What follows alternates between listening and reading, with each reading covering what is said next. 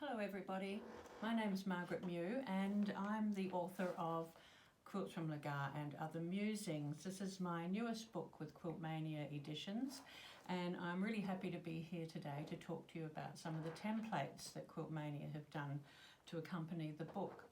I'm going to talk specifically today about hand piecing templates. So these are your acrylic templates, and there's 5 projects in the book that will have those templates. There's Dutch Attics, there is Hens of Little Hadlow, 36 Albrook Hill, High Tea with Hattie, and Indiana Medallion. So for the purposes of this demonstration, I'm going to talk you through the marking of templates. Hens of Little Hadlow has this really lovely sawtooth border, dogtooth border, and there are templates in Hens of Little Hadlow for that and all the other templates and pieces that you need. So this is what I'm working with today. When I want to cut a whole lot of templates the same size, I will cut a strip of fabric that is slightly bigger than needed. So this template is 2 1/4 inches high, and I've cut this 2 1/2 inches high. I like to use either a 3B pencil. It's a little bit softer. If that doesn't show up on your fabric, if you had a dark fabric, these templates will also accommodate a Bowen pencil. If that won't show up on your fabric, you can also use a permanent marker. So I'm cutting a cream at the moment, and I'm just going to use a standard 3B pencil, which I keep very, very sharp at all times. The templates with this shape where you've got an equilateral triangle, when you need to use a straight grain, there is a straight grain line on the template because each of these are the right size, and you won't want to get those turned when you're piecing because you do want to have the straight grain of your fabric running along the edge of this border. So you can see here I place that, this is my straight grain. The first thing to do is just put a pencil dot right in the middle of that, each of those holes.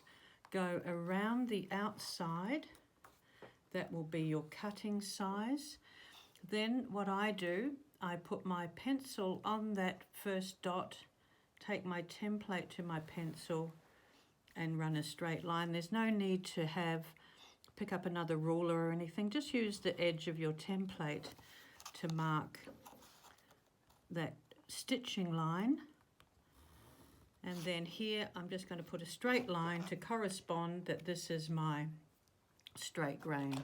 So when I cut this out, I know that that's the straight grain,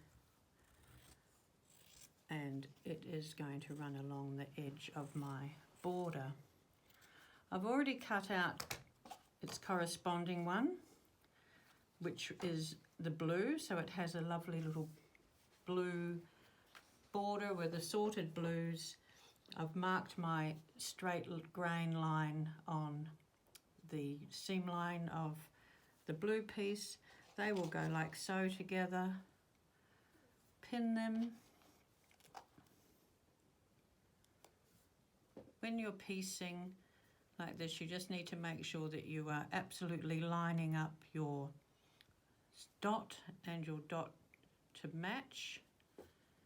And you're going to do that at both ends.